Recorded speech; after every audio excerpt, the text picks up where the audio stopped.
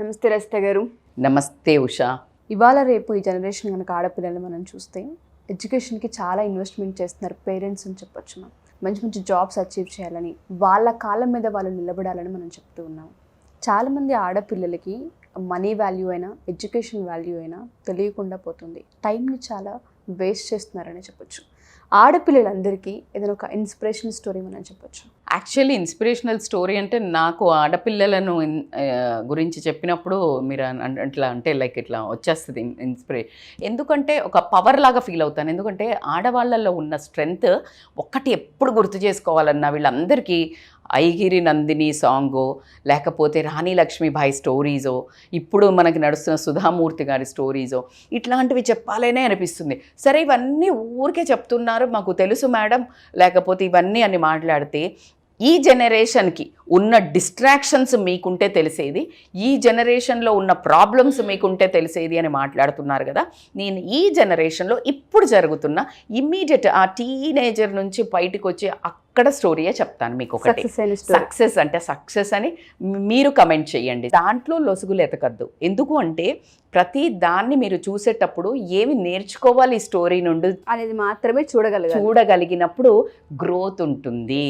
దీనివల్ల ఓ అని చూసావు అంటే నీకు గ్రోత్ ఏం లేదు, వాళ్ళైతే కిందికి పడిపోరు. సో కాబట్టి always listen to any kind of a success stories positively.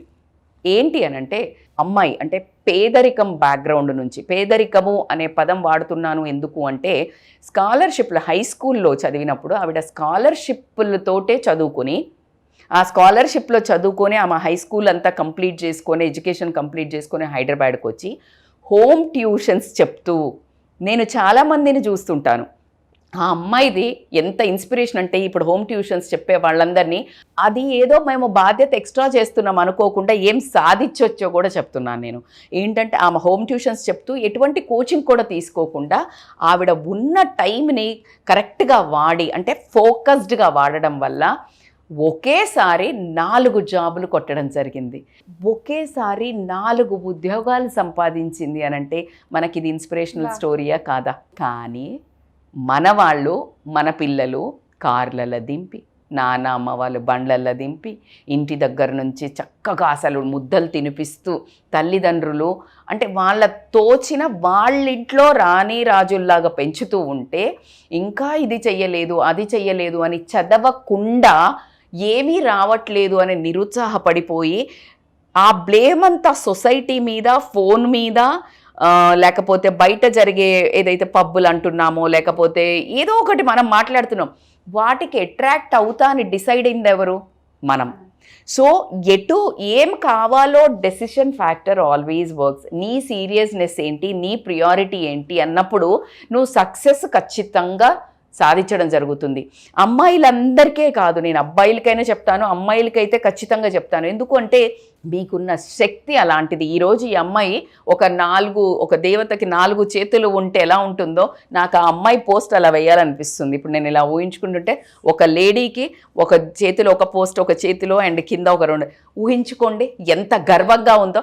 అమ్మాయిలైతే గనక మీకొస్తే ఎలా ఉంటుంది, అమ్మలైతే గనక అమ్మ నాన్నలైతే మీ పిల్లలకు ఎలా వస్తుందో అలా మీ పిల్లలు కూడా సాధించగలుగుతారు, మీరు కూడా సాధించగలుగుతారు. అమ్మాయిలు అబ్బాయిలకి చెప్తున్నాను.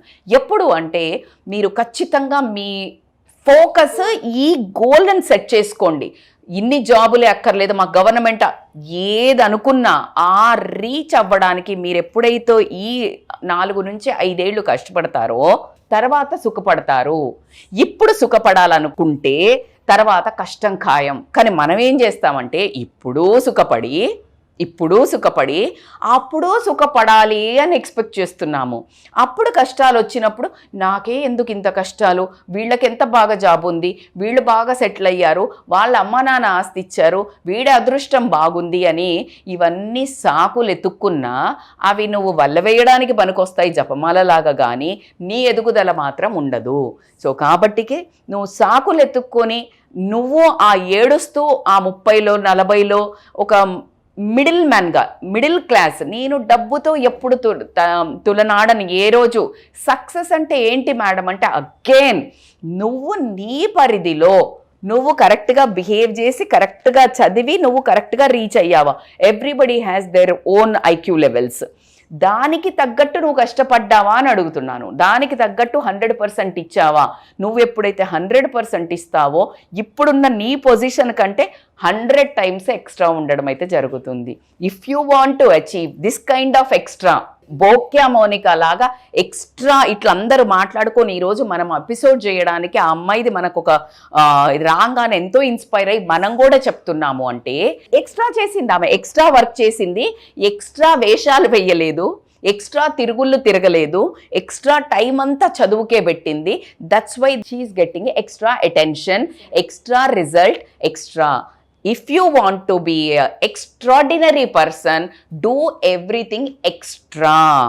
If you want to live an ordinary life, no, అట్లాగే ఆర్డినరీ థింగ్స్ చేస్తే అందరు చేస్తున్నారు మేడం, అందరు తిరుగుతున్నారు మేడం, అందరు ఫోన్ పట్టుకున్నారు మేడం, అందరు టీవీలు చూస్తున్నారు మేడం, అందరు అమ్మ నాన్నలు సతాయిస్తున్నారు, అందరు నీది కూడా అంతే ఉంటుంది.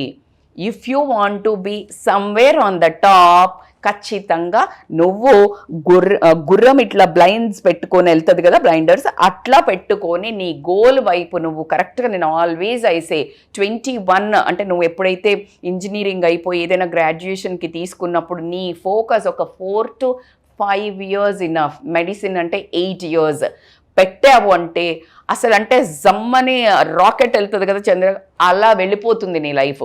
అక్కడ నువ్వు అనుకున్నట్టు ఏ రోజునైనా ఈ డిస్ట్రాక్షన్స్ మీరు ఏవైతే సరదా, enjoyment, fun, entertainment for what use, అవునా కాదా? యూత్లో ఉన్నప్పుడు బద్ధకం ఎప్పుడైతే ఉంటుందో వాళ్ళకి ఫ్యూచర్లో మెమరీస్ ఉండవు. అంటే నేను ఫలానా తిరిగాను రా అని నువ్వు ఏం చేత కాకుండా ఏం చెయ్యకుండా చెప్పావనుకో, అందుకే ఇట్లా తయారైనవురా అంటారు.